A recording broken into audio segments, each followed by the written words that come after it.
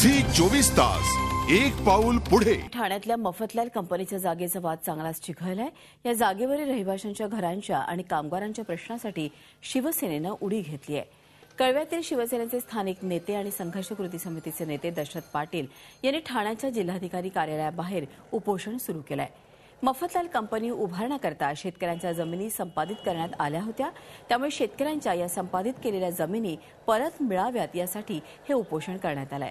आणि विशेष म्हणजे काही दिवसांपूर्वी राष्ट्रवादी काँग्रेसचे आमदार जितेंद्र आव्हाड यांनी या रहिवाशांच्या घरांसाठी रेल रोको केला। मात्र हे आंदोलन एक स्टंट असल्याचा आरोप झाला। आता शिवसेनेचं उपोषण म्हणजे स्टंट असल्याची टीका आमदार जितेंद्र आव्हाड यांनी केली आहे। हिंदू असेल, मुस्लिम असेल, ख्रिश्चन असेल, बौद्ध असेल, हे सर्व समाजाच्या ह्या जमिनी होत्या।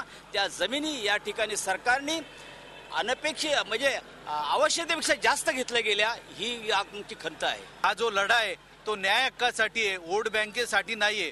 वोट बँकेची चिंता तुम्हाला असेल, आम्हाला शेतकऱ्यांच्या आणि कामगारांच्या न्याय हक्कासाठी लढायचंय। झी 24 तास एक पाऊल पुढे।